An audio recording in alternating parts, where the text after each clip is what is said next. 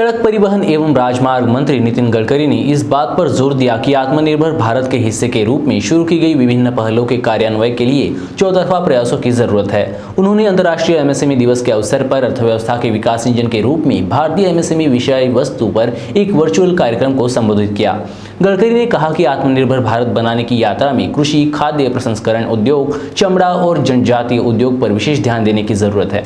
उन्होंने प्रौद्योगिकी के उपयोग का आह्वान करते हुए कहा कि अनुसंधान, नवाचार और गुणात्मक सुधार औद्योगिक विकास में महत्वपूर्ण भूमिकाएं निभा सकते हैं। इस विशेष मौके पर केंद्रीय मंत्री नितिन गडकरी ने दूर दराज के क्षेत्रों में छोटे और मध्यम उद्योगों के बीच विभिन्न सरकारी योजनाओं के लाभों की पहुंच बढ़ाने के लिए कॉमन सर्विस सेंटर पोर्टल के साथ उद्यम पंजीकरण और पोर्टल की एकीकृत सेवाओं की शुरुआत भी की है।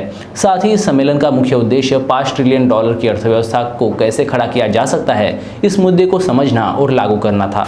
एमएसएमई व मत्स्य पालन, पशुपालन और डेयरी राज्य मंत्री प्रताप चंद्र सारंगी ने कहा कि मंत्रालय उत्पाद प्रतिस्पर्धा बढ़ाने और एमएसएमई की वास्तविक क्षमता को बढ़ाने के लिए विभिन्न योजनाओं और पहलों के माध्यम से एमएसएमई की सहायता कर रहा है। उन्होंने आयात के विकल्पों के महत्व पर भी जोर दिया। उन्होंने एमएसएमई को वर्तमान में डिजिटल उपकरणों और प्रौद्योगिकियों को अपनाने के लिए प्रोत्साहित किया, जो भविष्य के लिए तैयार व्यवसाय के पुनर्निर्माण और तेजी से पुनरुद्धार के लिए एक नया मॉडल सुनिश्चित करेगा।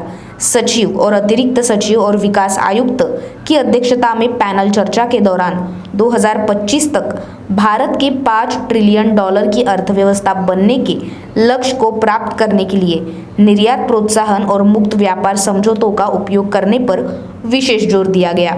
दूसरे सत्र में ई कॉमर्स के माध्यम से ऑनलाइन मार्केटिंग के हालिया उदय पर प्रकाश डाला गया, जिसका एमएसएमई क्षेत्र पर सकारात्मक प्रभाव पड़ा है।